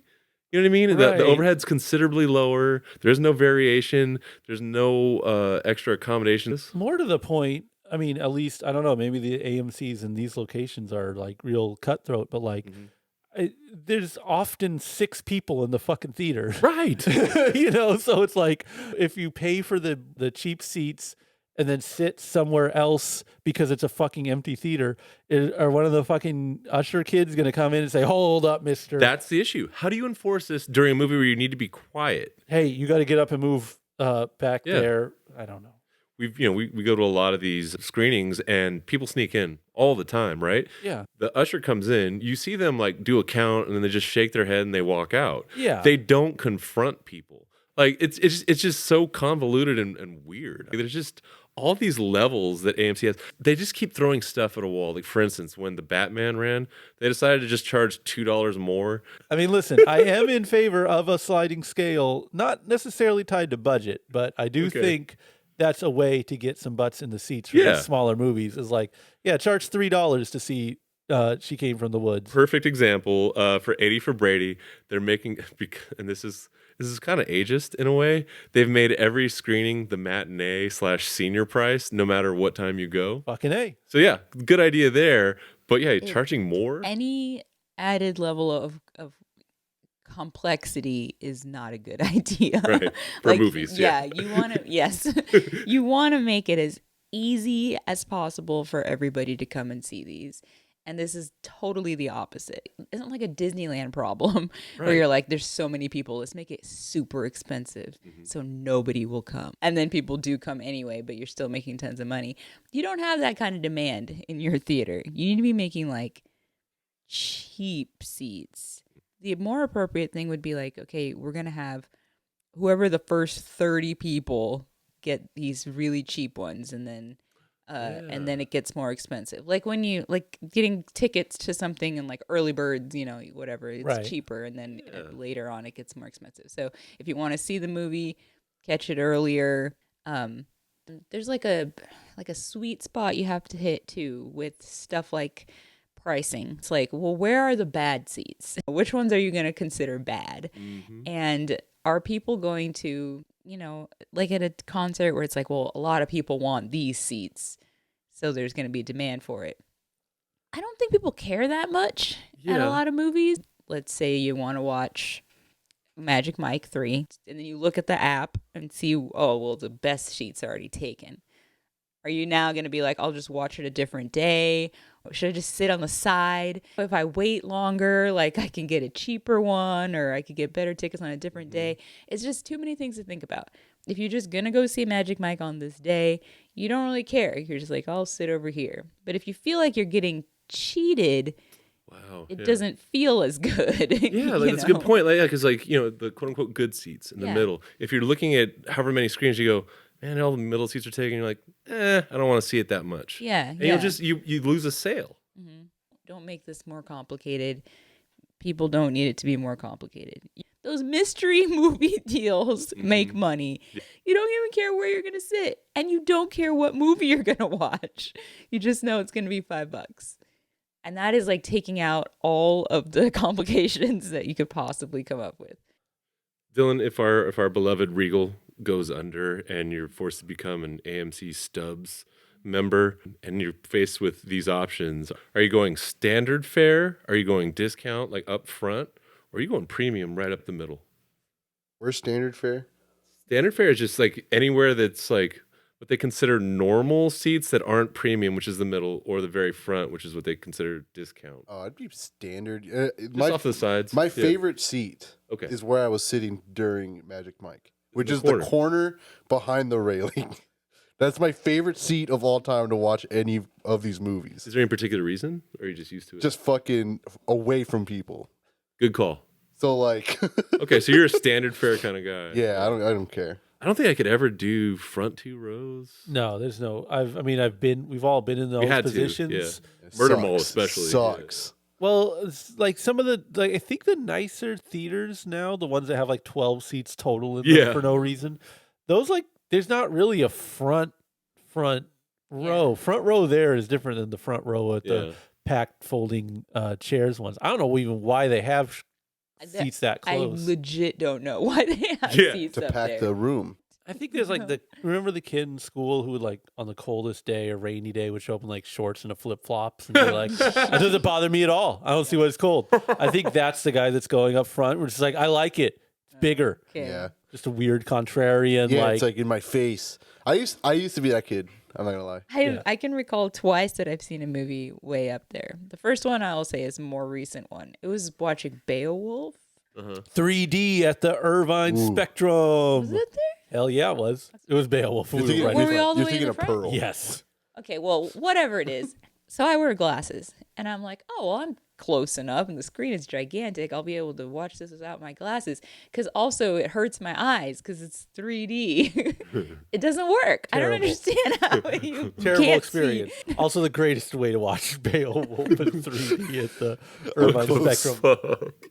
And the other one was I was a child. We were watching Speed 2. I get motion sickness really easily, and that movie was not about a bus. So they're like in the water, and like there's a lot of rocking in the water scenes. And I had drank like some kind of watermelon drink, and then we went to the theater, and I was sick the whole time. Like that juice, I don't know what. That was so gross. Like, oh my God, all this water. You know, like sweating like you're going to throw up, you know, that kind of like nausea. And I made it to the credits, and then I threw up just watermelon drink. Yeah, I was going to ask how you remember so many details. Now I fully understand. Yes. Yeah. And he got cheated out of Keanu. That was a Jason Patrick. Yeah, that was a horrible everything. I think the tagline to that movie was Speed 2. It's not about a bus this time. One time, one of my experiences is sitting in the front. This is pre-straight edge Dylan, like I was in high school. Paul Blart came out, and my cousin Say less, King. and in the Mira Mesa Regal, which is, by the way, the best my favorite Regal of all time. Me and my cousin went through the back of the theater. There's a big ass building behind you, so we're like behind the building. We just smoked. Then we just walked in. We're like freshmen in high school, and we're like, let's go watch Paul Blart. There's not that many people in the theater. My cousin's like, let's just watch it like in the front. And then like we're like in the very front, and like Kevin James like big ass face like. Because it's like just his face on screen. We're just like, what the fuck is happening? And then I saw Orange County in the front row. Yeah. Colin Hanks joint. Like I could have sit in the back, but for no reason as a child, I watched it in the front. You know, my mom would tell me about watching like Led Zeppelin and like huge, 70s rock bands. She's like, yeah, you just paid like $8, $12, and you just walked in. No one checked you for anything. You just sat wherever. Like, can we go back? We take like That'd be fantastic, when you hear people paying, in the first 2 seconds of a concert being available, and there's already like reselling that's happening through the site. Like, it's so gross and dystopian. It's like, can we just go back to like paper ticket stubs? A ticket. Like, I would like a ticket. Here it is. It's you don't have to pick out anything. Yeah, and you know what? Any of these people, if Led Zeppelin could play for $12, we'll adjust for inflation. $20, $25, whatever it is. Well, let's just go with that. Let's go with that. Yeah, like just having to when they switched over to the you absolutely mandatory have to select a seat. I felt really weird, but now this is like a new level. You know what I mean? Where it's like, oh, there's tiers within the theater. I don't know if I could ever get used to that. Yeah, I just need to. It needs to be simple. I've said this before. I will say it till I die. This is cereal. Movies are cereal. Cereal in and of itself. I mean, bowl, milk, fucking Cinnamon Toast Crunch. It's not like good or healthy or anything. It's just comforting. It's just nice. It is what it is. It doesn't need to be gussied up. It doesn't need to be switched around. I think if you fancy it too much, it kind of stops being and serving the purpose that you look to cereal to serve, which is probably to remind you of like, watching Saturday morning cartoons and some sort of nostalgic trip like that. That's just what movies need to be. Simple, stripped down, not good. It's not trying to optimize the best and the most financially efficient and all that shit. Like, you have just strayed further from what you've done. You have deconstructed cereal on a molecular level and like recombobulated it in some kind of way where it's like a cereal-like experience. But it's like, motherfucker, I want the bowl of cereal. I want it to get soggy. I know it sucks. I want that experience in the movies, and I do dread the day that it's going to be taken away, and it's going to happen. Yeah, we've talked about this in previous episodes, but yeah, I mean, like all four of us advocates for getting people into the movie theaters so we can continue this experience. And when you add layers of difficulty like this, you're only going to drive people away. And they're not looking at it in this particular case, AMC. They're not looking at it from the perspective, how do we get more people in these seats? They're looking at it in terms of, how do we get the revenue up for shareholders? Right. And they're trying something from different industries, which again, people hate that process, So yeah, I think they're going to see a decline in attendance, and it's going to backfire. It's going to expedite the death of the movie going experience. I predict. And I want like a flash forward vision, like 30 years from now, and I want it to like the theater experience is the same and it's there. And I'll be like, okay, great. I don't ever need to talk about this again. Yeah. Because it sucks. I would be like, oh, the cinema is dying, the death of cinema. I just need like a real crystal clear vision of it being okay. And then I don't give a shit what winding road we take to get there. Sure. Just so long as I know that it's still there. Because it's really, it gives me too much anxiety to think about a world without that experience that I grew up with, Strange. All right. Dylan, go ahead and let everybody know what we're going to be checking out next. Unlimited. Hello, everyone. This was Regal Movie Masters Unlimited Movie Review. Thank you for listening to this week's episode of Regal Movie Masters Unlimited. Join us next episode for the talked about, controversial Cocaine Bear. Let's finally see the true story of what actually happened in Georgia, you know? Been hearing about it a lot for years now, and finally there's a biopic about it. We're gonna watch it. We're forced to. Gun against our heads, forced to watch Cocaine Bear. But we're excited. We also got Emily. Now, I just found out about this movie, and I guess it's about someone who wrote a certain book, but I will not spoil that one for you guys. Also, email us your questions, concerns, advice, and also movie requests. Our email is moviemasters760@gmail.com. Movie is not plural. It's just a single movie. It's just one. No S after movie, but an S after master. So, moviemasters760@gmail.com.